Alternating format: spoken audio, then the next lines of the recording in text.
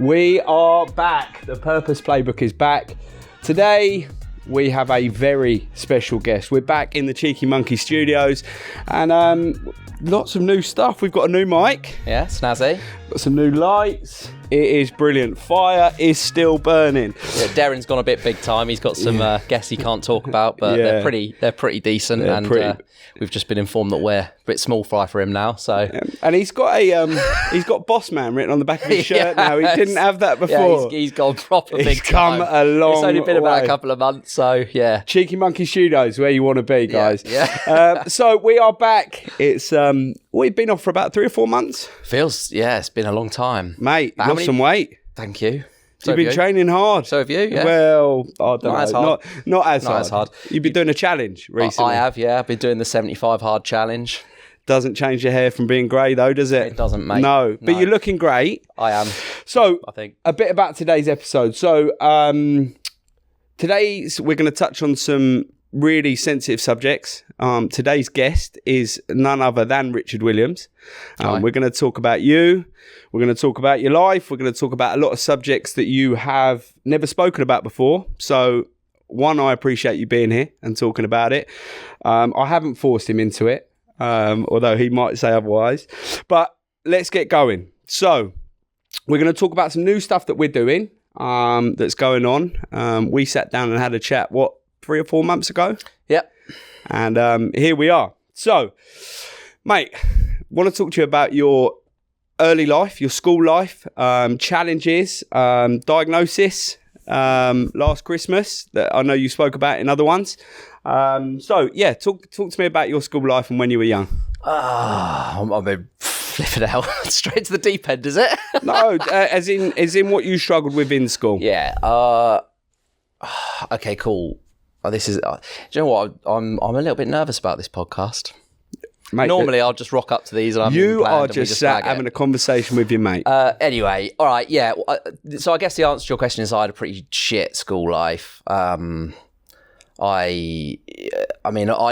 that with being able to reflect back on my school, I understand how I was, but I didn't fit in at all. So. But I tried really, really hard to fit in. Not physically, you just didn't fit in. Don't be mean. No, I'm only joking. So, yeah, I didn't fit in. I think it's actually going to help if you just make jokes I'm going to make jokes throughout. Yeah, I didn't fit in. I had a really bad school life. I'm sort of fast forwarding a bit, but I've in later life been diagnosed with ADHD. I think I had it pretty bad as a child, and I was actually tested as a child, and it came back inconclusive. And when I got diagnosed later in life, they were like, how the fuck were you inconclusive? Like, you're like top of the scale. So I think just touching on that, I think it seems to be more sort of known now than it was. How old are you? 40? Yeah 40 years old. So got that in there as well. So obviously later on in life, I think you've been diagnosed with ADHD. Mm-hmm. So talk to me about the struggles that you deal with now, but you also struggled with as a kid, but was sort of. Well, I think when you understand it, you can use it to your advantage. Back then, I'd be sat in a classroom and I don't listen very well, as you know. Don't like massively like certain sounds, but someone would be talking and I'm not taking it in. So they could talk for 10 minutes and I'm there thinking, what the fuck have they just said? I have no idea. But then, of course, you're being told off because you haven't listened. And I got a lot of doesn't listen, can't listen, intelligent kid, doesn't really apply himself. But the not applying myself wasn't because I didn't want to or because I couldn't. It was because I didn't know what to do. I was very, very different to the people in the class. And so my entire school life was, let me try and fit in and try and be what I'd call normal, like everyone else, but I was so far from normal, and so it's just this constant. It's like a round hole, square peg 100%. Type thing, right? Yeah. So you're trying to fit into a system that almost didn't fit you. Yeah, exactly that. But I guess you've done fairly well, right? Coming out of it. So what became your coping mechanism with the ADHD in school? Do well with your GCSEs? No, I wasn't good with tests, so I would either make a joke of them and just not turn up, or I would just tick the wrong answers, or I'd just get through it as quickly as possible. I couldn't deal with the structure of having to learn something and then sit down and then apply that knowledge to boxes and filling in things like I wouldn't be able to do it now, let alone then. Yeah. So I made a bit of a mockery of it all. I forged my results. So I went back home to my mum, and my mum's only recently been told this. So I know So as have I. Bringing this out on the podcast to go out to. This is a world exclusive. It was a world exclusive to my mum 6 months ago, by the way, around Christmas time when my sister told her.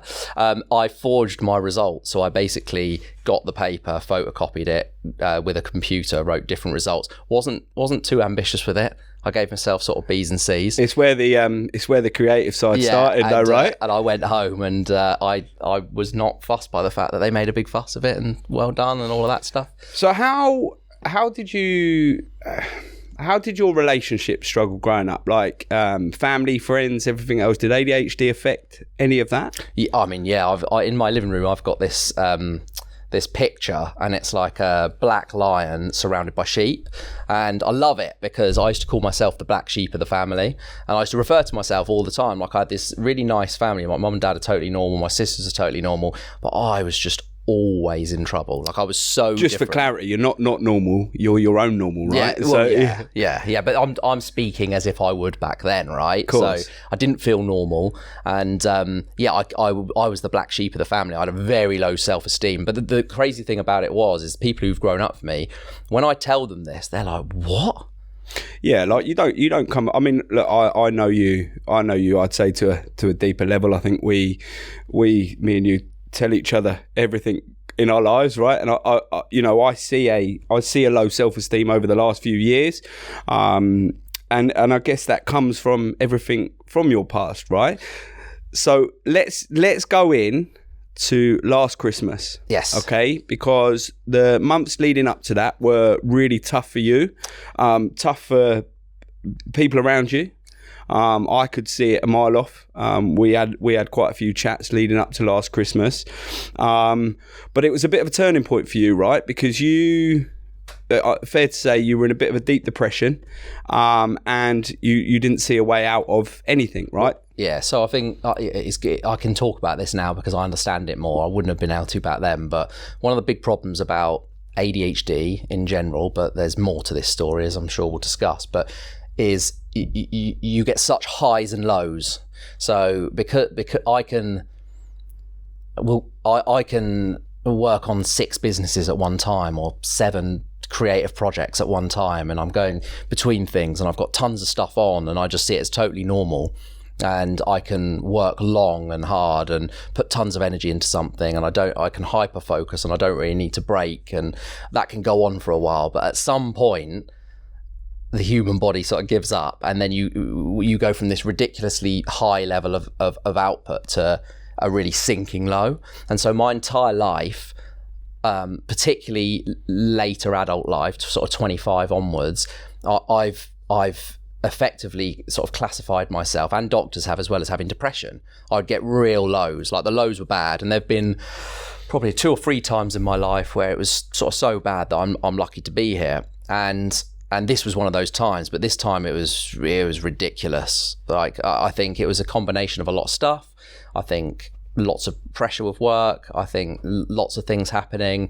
And for whatever reason, I remember it very well. We were in a meeting, and it was just a normal chilled out meeting. And I was just sat there, and I just glazed over. Like people were talking, and I just could not.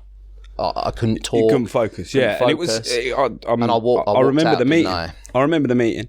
It was quite an important meeting as well. And you got out and you rung me straight away, and you said to me, I don't even remember being in that meeting. Nah. But I think just to help people understand, I think when you have something which makes you feel abnormal, you mask, right? Mm-hmm. So a lot of the times you're obviously quite honest with me and people real close to you around you, right? But you mask a lot. So when you walk into a room, you're vibrant, you're happy most of the time. Mm-hmm. Gemma will probably disagree, but you are, and you mask a lot. And what happened last year, what I saw is you couldn't mask anymore. It had got to the point where normally a low would start going upwards, but it actually kept going downwards. Yeah, and it was bad. It was like a real bad one. And I left that meeting. I sat in the car for about an hour, just by myself, at which point, because Lisa, my wife, knew what was going on. She knew how I was feeling because it had been a good couple of weeks, and she got really worried, so she rang my mum, and then eventually I rocked up home, and her and my mum stood there at the doorway. I'm like, fucking hell. Just what you need.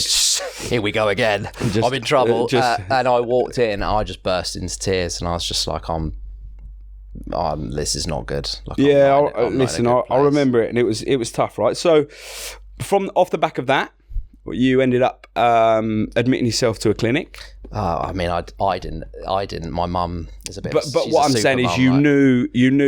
I know your mum and Lisa got together, and my mum's like a dog with a bone. So of course, they also love the bones of you. It's one of them that it was. By the way, it was absolutely the right move for you at that point, because you've been a different person this year.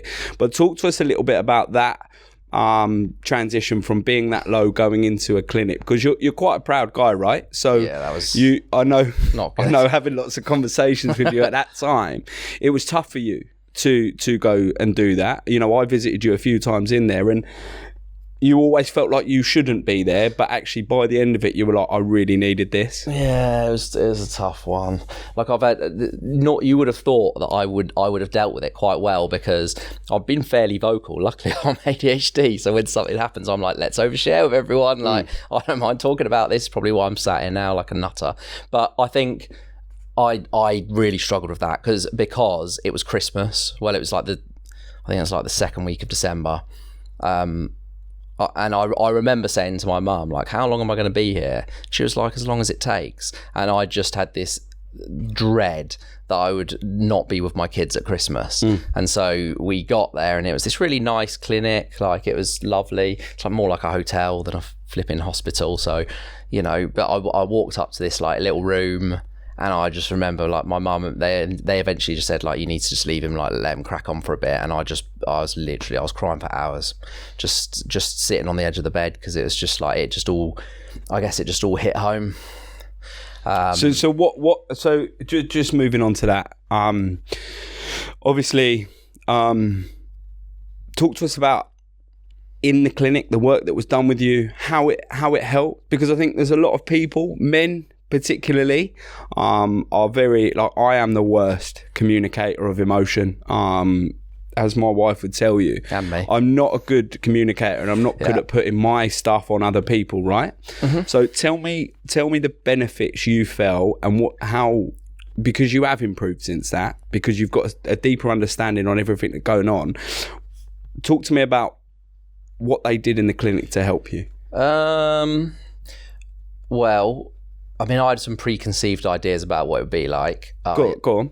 So probably the worst moment of it was, I've been upstairs, I've been there for say 2 or 3 hours, I haven't left the room, super upset, and then eventually someone knocks on the door. This really nice nurse, just like, it's dinner time, like, do you want to come down? You don't have to, I can bring something up, but if you want to, you can come down. So I said, yeah, fine. So as I was walking down these stairs, like sort of like an old house type hotel type thing, I'm walking down, I can just hear loads of noise. I'm thinking, how many people are here? So I walk down, and there's like big rows of tables. There's probably about 20 people. And I don't get intimidated, but I just remember being so intimidated. And I walk into this room, and obviously everyone looks up, and it's like that awful moment. But this one guy just goes, dude, come over here. And I came over, and he was like, sit here, mate. And I was like, okay. And he was just so nice.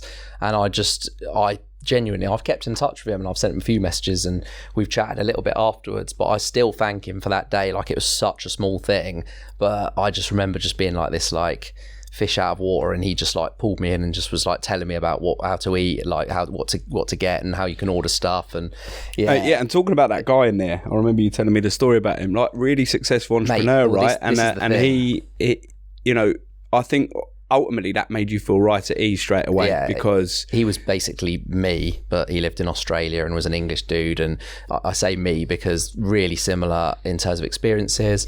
He was a bit of an entrepreneur. He had a load of businesses. He like operated at 1,000,000 miles an hour, and we just got talking. I was so surprised that he was in there. I remember that feeling, like, why are you here? It was mad. And then my preconceived idea of the people that would be in there would be like, you'd want to lock your door. Like, I thought there would be some absolute like, I hate using the term, but some crazy people in there, right? And actually, I think 80% of them were men. Most of them, I think of the 80%, probably like a huge proportion of them were business owners. I had loads in common with most of the people there. And of course, they were there for slightly different things. But what I was really surprised about were that these were people that you would class as normal. You know, like they've normal lives, families, ran businesses. They weren't the type of people that I expected to be there. And so it sort of did put me at ease a little bit. And I started to build a few relationships, and yeah, it made things a lot easier. Yeah, and ultimately the staff in there were exceptional with you, weren't they? Everything you did, you got back into your art. You did lots of stuff in there. They call it. It took them about a week, but they basically explained to me, this is like it was one of the nurses, and he came and sat down. And he was like, "This is not many people get this opportunity." He was like, "This is what we call a pause in time." So he was like, you don't have to worry about work. You don't have to worry about family. You don't have to worry about money, commitments, anything that you would normally think about on a day-to-day basis. This is your one opportunity in life at your age with a family to be totally selfish. Yeah, Lisa was buzzing. She was loving it. Yeah. So she was really, really loving it. No, she was super supportive, but I did tone down some of the, when she asked me what I was up to, and I'd just finished a yoga session. I was going for the pool, and there was a little bit of this. Like, well, he only did one yoga session. The hamstring went quite quickly. But I mean, listen, the support you had around you at that time was exceptional. You got a really supportive wife, mum, dad, family. Like, they were all there for you, weren't they? And that really helped you. Yeah, and they wanted to visit me more, but I did get to a point where I was like, no, like, you don't have to. This isn't a daily thing. Like, I'm cool. Like, there's stuff to do here and there, and they sort of fill your time. It sounds like a spa. It was at times, but it's all. There's also tons of like classes that you can go to. Everything, counselling, there's like an Alcoholics Anonymous, like you name it, there was always something on that you could attend to with people. I found myself going to stuff that, I mean, I went to an Alcoholics Anonymous one, and like they just said, just rock up to them, like see what people are doing, see what they've got to say, like learn from their experiences. I quickly realised that I wasn't an alcoholic. Well, I was just going to bring that up, mate, because actually alcohol to you has been a bit of a kryptonite over the years. Yes. And you have felt like you're an alcoholic. Yeah, I thought I was at a few points, but that's my like inability to what's the word? I can't set boundaries very easily. So one pint can easily turn into 5 quite quickly. And I came out of that place to explaining to Lisa, it's not my fault. I've realised it now. Like, the 5 pints actually isn't my fault. That did not go down well. Like the 5 pair of trainers you ordered, and you really deserved it. Like, that's not your fault either. Yeah, that impulsivity. Yeah. So I struggle with that. Of course I do. Like, it's in my brain, right? So suddenly I'm like, got a few excuses here. She's not having it though. But next thing you'll be ordering bracelets. Yeah, don't. Ryan, let's move on. Right. Okay. We're gonna go a bit deeper. So I spent a lot of time with you when you were in the clinic, and I also ended up going to your son's birthday party. Yeah. When I got back home, you had, while in the clinic, you'd written me a letter and your family a letter to talk about some stuff that's gone on earlier on in life, because I think it's worth people understanding it might have partly been to do with ADHD, but there was a bit of trauma that we need to talk about earlier on in life.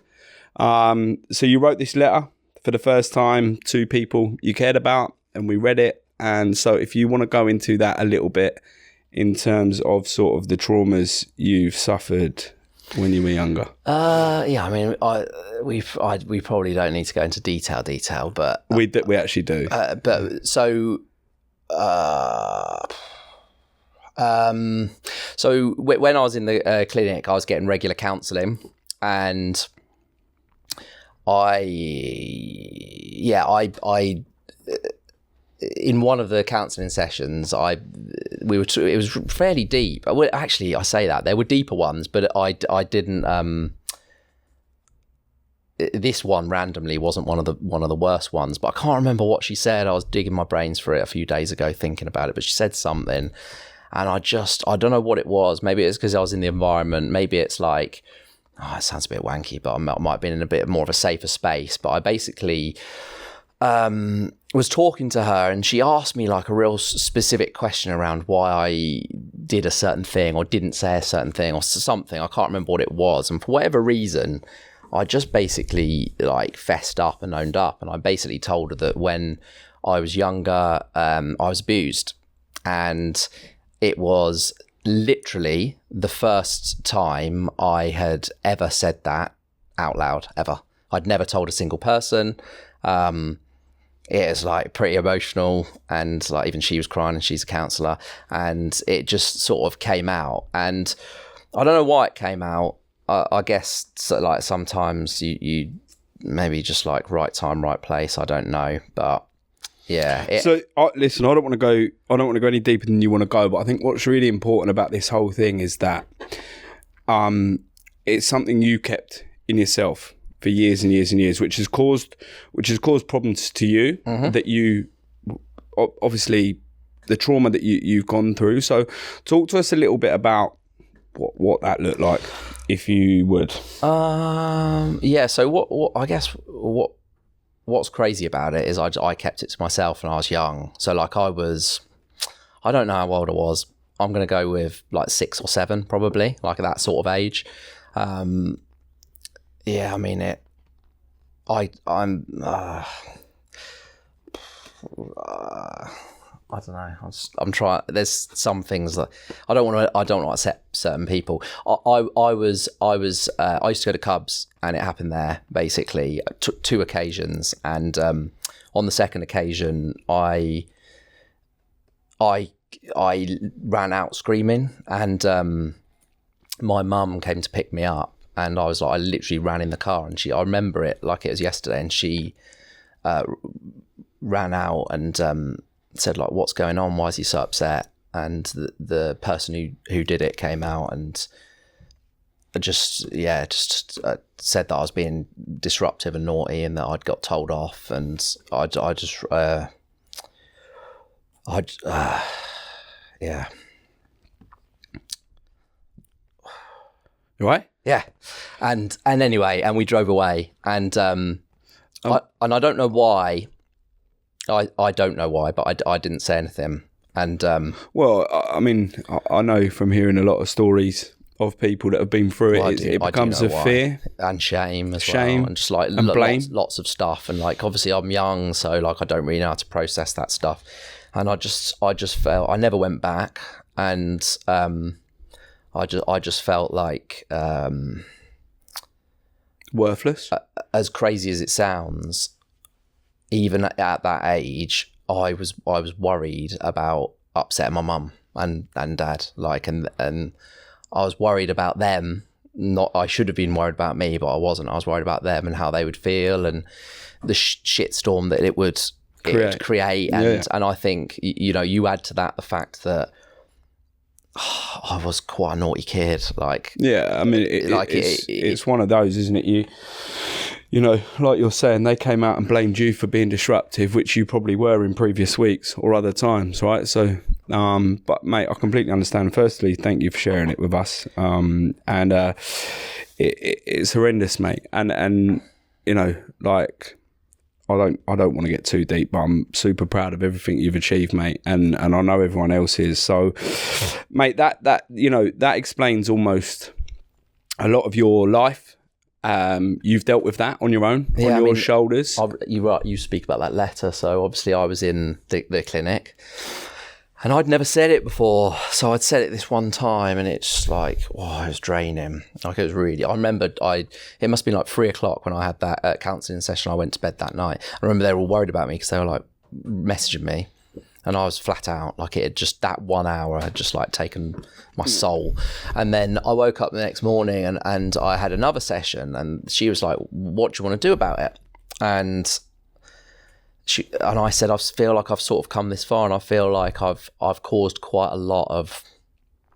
This is how I felt. I know this isn't true, but I felt like I'd caused quite a lot of. I had like a lot of guilt for how I was as a kid, I caused a lot of carnage. I was forever in trouble. I didn't call myself the black sheep of the family for no reason, like I was. And so I sort of felt like I probably like owed them the explanation, because I'm nearly 3 weeks in at a clinic. I'm just about to miss Christmas with my kids. Lisa is having to keep the house going.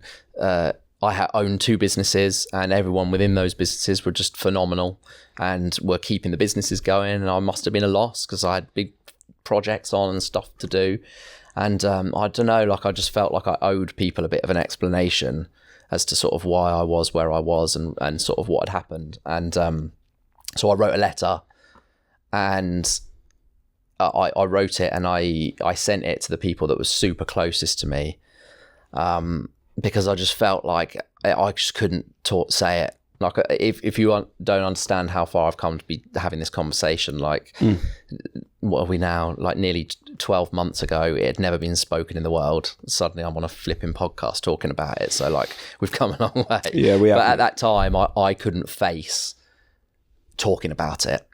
And so I wrote the letter, and I sent it to everyone, and yeah, my mum didn't take it so well. So I listen, I guess from a parent's point of view, it's really difficult to process, especially when at that age you've kept it to yourself, right? What I want to say to you and anyone that's been through that, there's no blame on your door. No. And you know, like I said, mate, super proud of where you've got to and how far you've come even since the clinic. And like massively appreciate you sharing it. The reason I guess we've spoken about it today is I sat with you, like I said, about 6, 7, 8 weeks ago. You know, we were at a bit of a crossroads in terms of like what we were doing, and sat with you in St Anne's Manor, and I said to you, tell me what you want. Tell me what you want. I obviously knew this from Christmas. Work-wise, it's been loads better this year, but still feel like you've been a bit suppressed in terms of what you want to do and your abilities and how we go out and do that.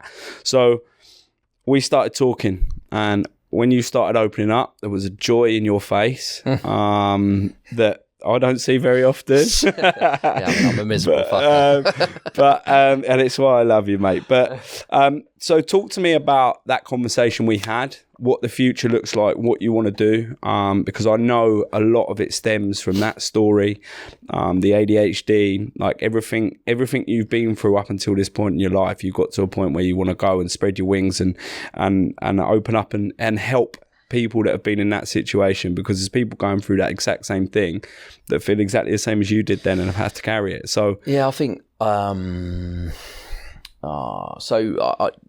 my life, well, as a teenager onwards, I've done so many things to help young people.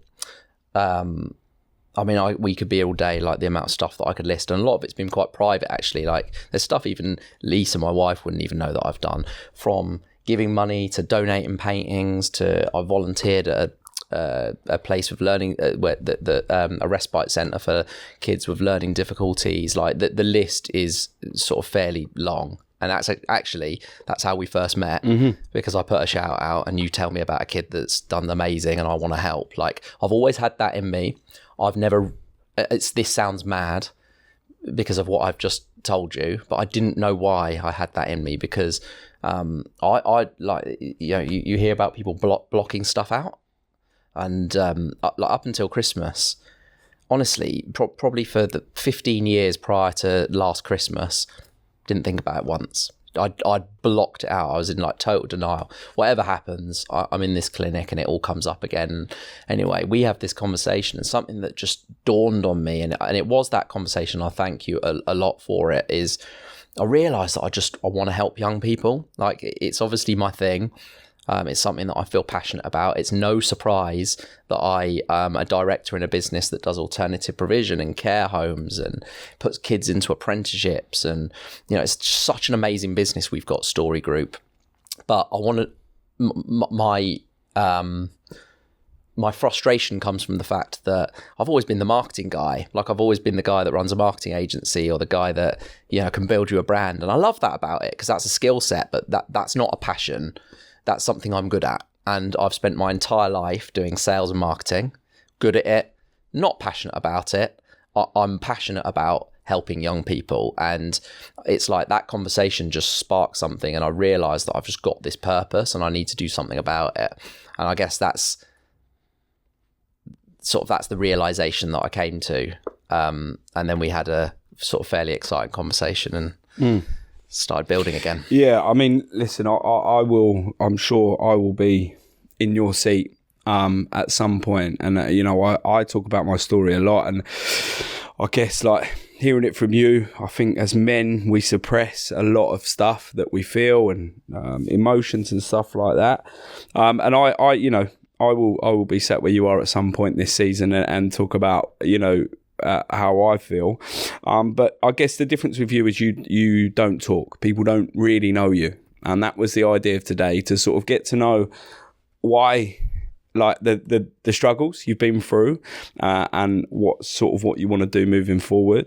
So tell us what's new, what's going on. Yeah, cool. So yeah, we got together, we had this chat. I've obviously been through an awful lot, and I think something that you have mentioned is like I feel like a different human this December to last December. You will not get more of a black and white in terms of the contrast. I was probably like a 1.5 stone overweight last Christmas. I felt awful. I was dealing with an awful lot of stuff. I couldn't get out of bed some days. Like it was pretty flipping grim.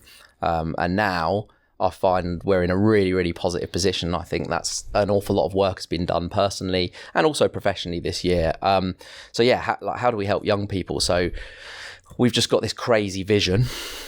And I call it crazy because not many people start a business without so much of a business plan. And it's safe to say that we don't really have one, but what we do have is a bit of a dream, is a bit of a purpose behind it. We want to build a collective of companies and people that feed into the children's sector and have this sort of shared combined purpose.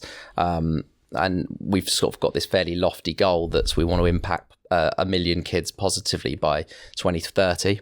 And we're going to do it by using my crazy ADHD brain and the wide load of ideas that we've got. And we're going to start building some stuff and yeah, I mean, you can tell that I haven't really even clearly articulated this yet because I'm stumbling a little bit. You've also had a bit of a tough 10 minutes, mate, to be fair. So, so I guess, listen, as a business and businesses generally, I think they're scared to partner with other people in terms of work with people. But I think in this sector, what we've realised is that you can have communities that all do different stuff. So we want to look into young people that have been abused and how we can help. We want to look into young people in care.